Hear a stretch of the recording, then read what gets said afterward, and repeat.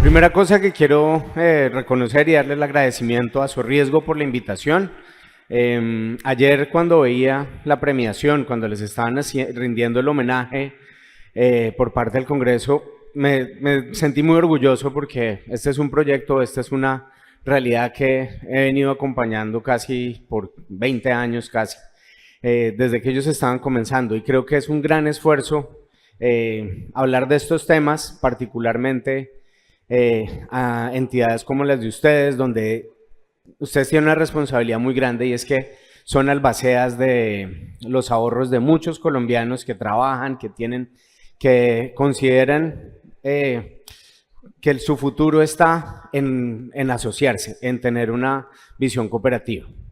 Hoy lo que quiero, a diferencia de otros años, es no darles aquí una cantidad de charlas sobre el ciclo, cuál es el proceso de hacer análisis de riesgo de mercado, todo eso, sino quiero llamarles la atención sobre algunos temas que puedan ser relevantes. Espero que les guste la alegoría a navegar, ya que estamos en la costa, estamos en Barranquilla, muy cerca de los grandes puertos. Lo que los quiero invitar es que se pongan en el rol de ser un gran, no piloto, sino un gran capitán de una nave, un gran capitán de un barco que va a navegar por este océano que puede ser el mercado de capitales o el mercado financiero. Pero primero quiero que arranquemos con una historia que creo que todos conocen. Ubíquense por favor en los años, desde el 2008 en adelante. El escenario que tuvimos fue unas tasas de interés supremamente bajas. Todos los bancos centrales alrededor del mundo estaban dando unos estímulos importantes para que todas las empresas, para que toda la gente tomara decisiones de inversión, gastara, estuviera en lo que se llamó incluso una exuberancia importante. Entonces, si yo quería montar un emprendimiento, recuerden, mi objetivo era lograr crecer rápidamente el número de usuarios, llevar mi emprendimiento a que tuviera la escala suficiente para ir a una ronda de capital.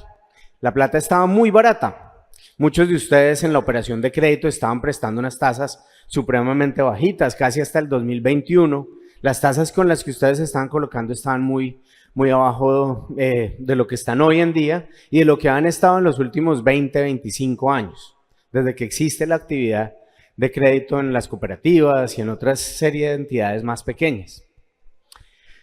Si nos trasladamos, ¿cuál es la meca de todo ese universo emprendedor, de todo ese, como toda esa gran cantidad de empresas? La zona más innovadora del mundo se conocía a Silicon Valley como ese lugar. ¿Ustedes dónde creen que la gente de Silicon Valley dejaba su plata? ¿Alguien tiene alguna idea? ¿Les suena? Pues si yo vivo en Silicon Valley, voy a dejar mi plata en el banco de Silicon Valley. Ese es el Silicon Valley Bank. Hace unos años, hace un par de años, esta noticia fue supremamente relevante. Había cambiado fundamentalmente la historia en el mundo. Tuvimos, después de los años del 2021, tuvimos un incremento, una reacción de la inflación. La inflación de repente empezó a moverse al alza, las tasas de interés empezaron a subir, conseguir capital ya no era tan fácil. Piensen en lo siguiente, la diferencia entre, bueno, ¿quiénes usan aquí Rappi? Solamente 4 personas, no les creo. ¿Rappi? Rappi, les cuento, ¿cuánto cuesta afiliarse a Rappi? 0 pesos, no hay ningún peso, no hay que hacer nada para Rappi. ¿Cuánto vale el envío de alguna cosa en Rappi? Depende si uno tiene Rappi Prime y yo no sé. Existe una cantidad de condiciones. ¿Cuánto costaba en el 2021, 2019 tal vez, cuando ellos abrieron su operación en Colombia? ¿Cuánto costaba hacer alguna vuelta con Rappi? Les digo, yo me gané por hacer vueltas con Rappi casi $1 millón de pesos. Lo que hacía Rappi en ese momento era tratar de conseguir clientes muy rápidamente porque necesitaban la dinámica de eso. Y casi que le pagaban a uno por utilizar eso.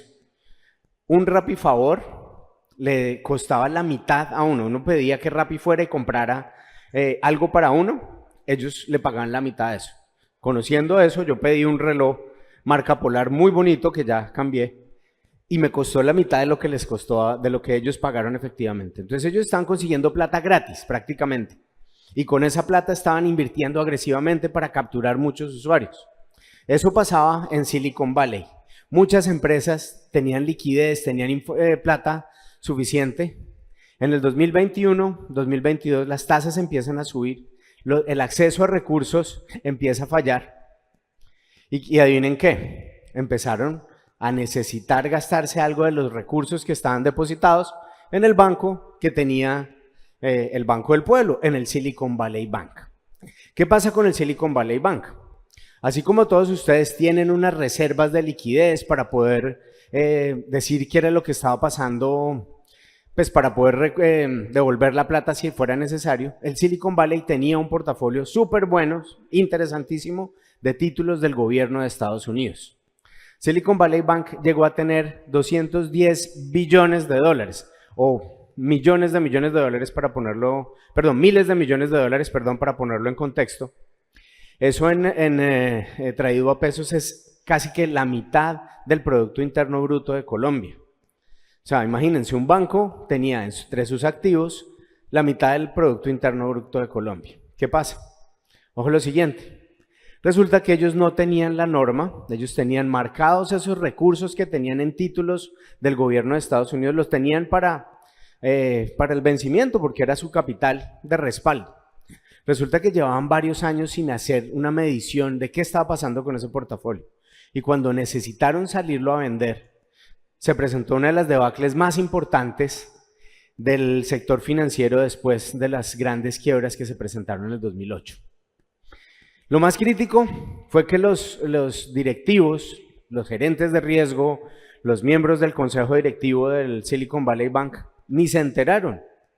Cuando ellos veían, ellos miraban los balances, veían las referencias, que era lo que ellos tenían en el capital que respaldaba la operación del banco y decían, estamos supremamente bien cubiertos. Resulta que los títulos del gobierno americano que habían sido comprados años atrás habían sufrido una desvalorización supremamente importante. ¿Por qué? Porque las tasas de interés habían venido subiendo.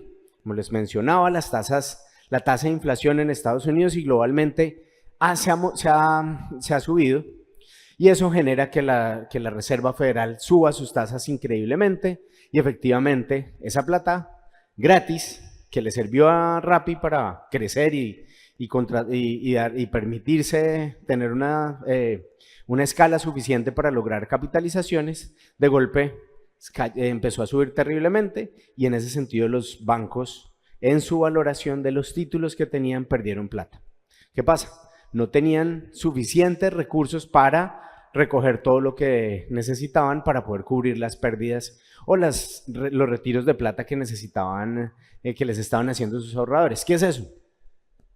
Lo que se ve, un capital supremamente estable, estructurado. Yo tengo una defensa de cualquier movimiento importante que pueda presentarse en el mercado, no tengo ningún problema. Lo que no veo es un abismo, es ese problema serio que ellos no estaban identificando porque se había presentado una desvalorización de títulos.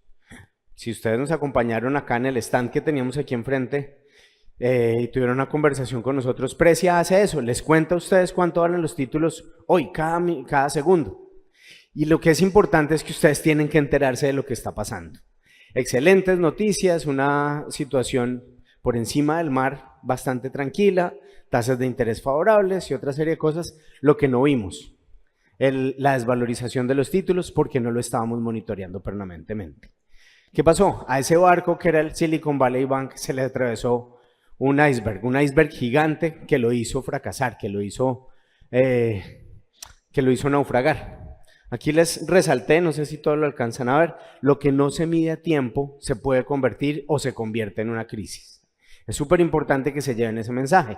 ¿Qué es lo que ustedes tienen que hacer? Primero, sincerar, saber exactamente qué es lo que está detrás, cuánto vale mi portafolio en este momento. Ojo, no siempre la regulación acompaña o les está exigiendo a ustedes por el tamaño de las entidades, no les exige a ustedes hacer todo el tiempo esta valoración, todo el tiempo sincerar qué está pasando con sus instrumentos que tienen en el portafolio. Pero es una súper buena práctica ir adelante, ir anticipando qué es lo que puede pasar, identificar cuál es este abismo que puede tener mi entidad, y para hacer eso hay que valorar a precios de mercado y hay que empezar a hacer algunas preguntas. Aquí empecemos a hablar de qué está pasando, cuáles pueden ser esas tormentas y miremos qué es lo que está pasando en el mercado de capitales. Voy a traer algunas cifras acá sobre las que vamos a hablar y después vamos a mirar algunos escenarios de qué pasa en estas cosas. Hablemos de tasas de interés. ¿Quiénes están en la parte activa, en la tasa de créditos? ¿Quiénes están reduciendo las tasas de interés a las cuales ustedes están haciendo nuevos créditos en este momento? No todos a la vez. Eso es así, es lo que esperan. La gente, para ser competitivos, las tasas de interés, después de la gran subida que tuvimos hace un par de años, han venido bajando de forma significativa. Hoy en día, refinanciar los créditos es muy buena oportunidad para las personas. Tenemos una expectativa de que en los próximos meses el Banco de la República va a continuar con la disminución gradual de las tasas de interés que tenemos. Eso ya es un hecho, ya está todo el mundo convencido de eso. Quiero mostrarles lo siguiente. Aquí tenemos una expectativa de qué es lo que, o una buena forma de mirar esas expectativas es ver la diferencia entre lo que los analistas están pensando que va a ser la tasa en diciembre ahora y compararla con algunos meses atrás. Les digo lo siguiente, aquí una mala noticia. Las expectativas al mes de septiembre, nosotros las tomamos de una empresa que recoge pronósticos de varios agentes, vienen siendo menos optimistas. La disminución de tasas, el promedio de tasas que se espera que se tengan en los próximos, a final de año, en los últimos 3 meses viene disminuyendo la caída, es decir, siendo menos optimista. Si hay consenso en que el Banco Central, el Banco de la República, va a seguir bajando las tasas, pero ya no hay ese afán o ya no hay esa como convencimiento total. Y eso se debe en gran medida a 2 factores. Uno que no puse acá, desafortunadamente, y creo que en la conferencia que ustedes tuvieron el día de ayer, muy interesante, sobre pronósticos de la economía, hay un gran monstruo detrás, que es uno de los monstruos más peligrosos que pueden atacar a cualquier barco en el océano, es el déficit fiscal. Tenemos un problema que ojalá no se nos vuelva estructural, pero coyunturalmente muy importante, y es que tenemos un gasto público muy alto, y ese gasto público está comiéndoselo los recursos a toda la economía. Eso el Banco Central o el Banco de la República lo tiene muy presente, y en la medida en que se presente ese desequilibrio fiscal, difícilmente vamos a ver esas tasas de interés bajando en toda la medida que se deberían para poder recuperar el crecimiento que necesitamos. Tipo de cambio, estos pronósticos están de alguna forma desactualizados. El dólar en este momento está negociándose en el mercado profesional por debajo del 4.000. Eso, y como voy yo ahí, ustedes, ahora lo miramos, ustedes no tienen una exposición muy grande a dólar. Hay un impacto positivo de la caída del dólar.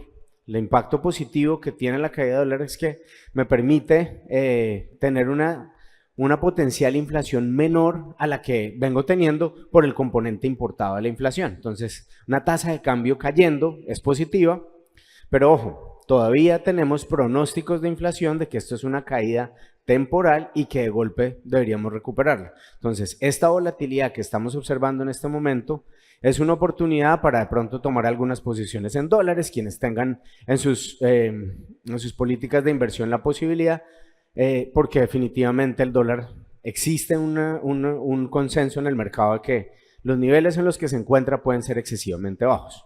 Ojo lo siguiente, y aquí lo siento decirles, yo no tengo una bolita de cristal que adivina el futuro, hay algunos factores que pueden hacer que eso no se presente, y es que el gobierno colombiano está muy concentrado en deuda en el exterior.